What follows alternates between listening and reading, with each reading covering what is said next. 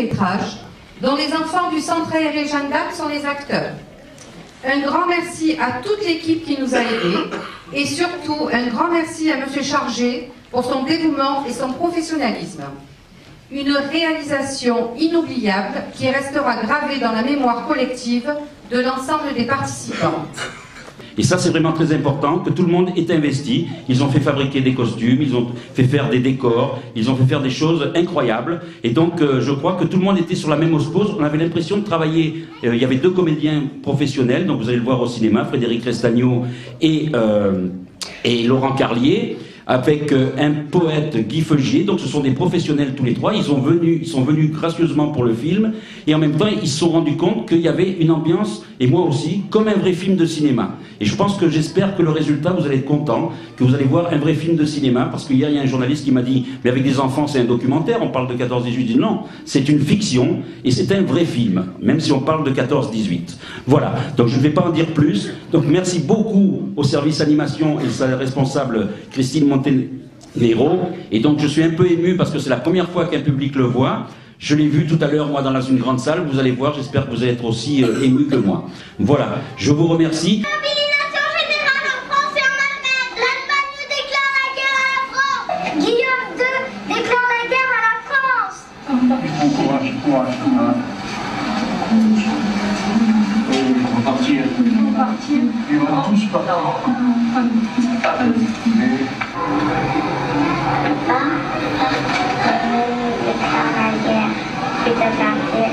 Oui. Il va venir te chercher, non? Papa, il va bientôt revenir.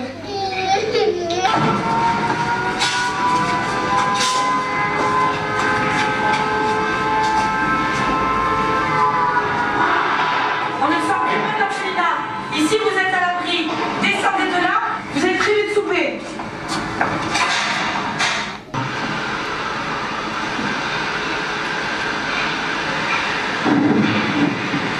Je t'embrasse. C'est fort. Arrête.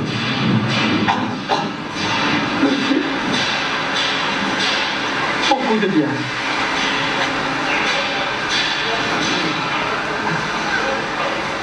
Je t'aime.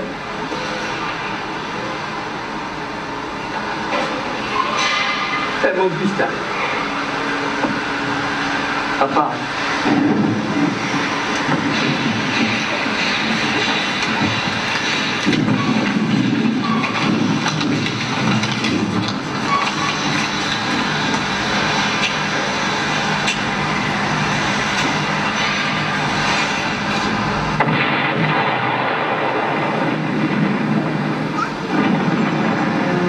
L'automne, tu as eu du courrier? Toi, enfin, y apparaître. J'ai reçu une ce matin. Il était très sage.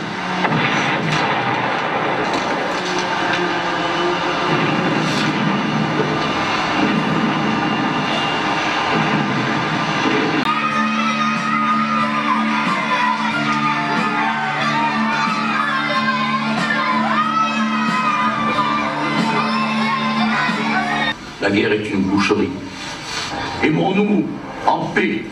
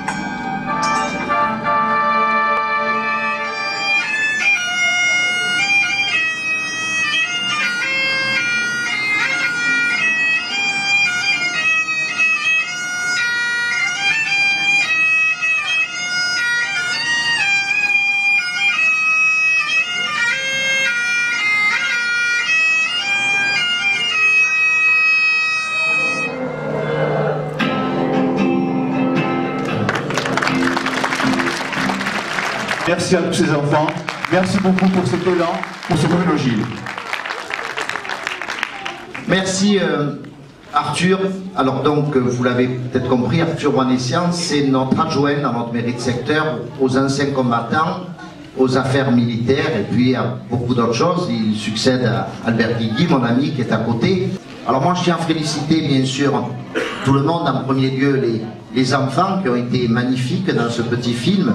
Bien sûr, le service animation à travers Christine Montenero, je salue bien sûr toute l'équipe du service animation, le réalisateur, monsieur Chargé, qui ne cesse de continuer à filmer, notre ami aussi Bruno Lédé qui a fait la musique, et puis il est juste derrière, mais je voudrais saluer aussi un poète bien connu, surtout dans notre secteur municipal, que vous avez vu à l'écran, c'est notre ami Guy Feugier qui est là.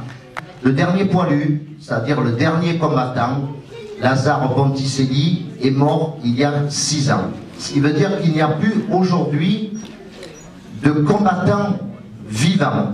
Des témoins, si, mais pas des combattants vivants. Et dans les témoins qui peuvent avoir des souvenirs, moi j'ai la chance d'avoir encore ma grand-mère qui a 102 ans. Donc comme elle a 102 ans, elle habite dans les Landes, elle est née là-bas, et elle a 102 ans, donc vous pouvez faire le calcul, ce qui veut dire qu'elle est née en 1912. Donc elle était bien sûr très très jeune.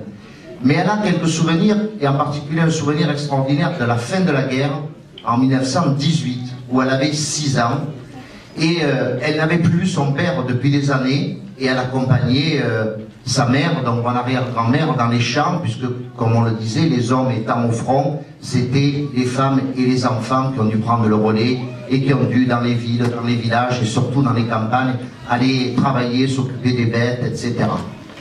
Et ma grand-mère m'a toujours raconté cette vision quand elle était au champ avec sa mère, et d'un coup, au loin, elle a vu arriver quelqu'un avec cet uniforme bleu, puisqu'à l'époque on arrivait avec son uniforme de militaire, on n'avait pas le temps de se changer en affaires civiles, et elle a vu au loin cet homme avec cet uniforme bleu, et bien évidemment, elle a reconnu rapidement que c'était son père, qu'elle n'avait plus vu depuis des mois, pour pas dire depuis des années, parce que les permissions étaient très rares, et bien évidemment, la première envie, on s'en doute, d'un enfant qui n'a pas vu son père pendant des mois, voire des années, c'est de se jeter dans les bras et d'aller le serrer, d'aller l'embrasser.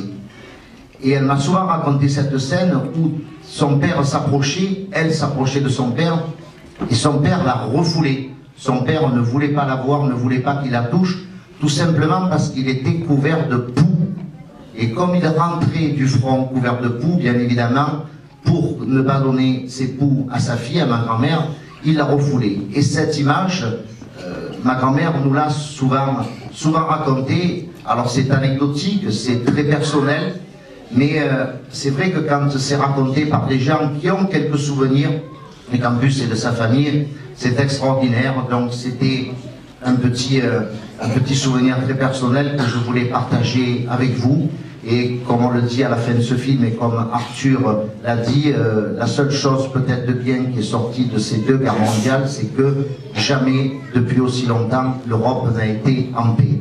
Donc ce que je peux nous souhaiter, ce que nous devons souhaiter, bien sûr, aux générations qui vont venir, c'est de ne jamais connaître, en tout cas au moins sur notre sol national, ailleurs malheureusement il y a encore des conflits, de connaître la guerre et de pouvoir un jour se retrouver dans une situation de raconter cette anecdote.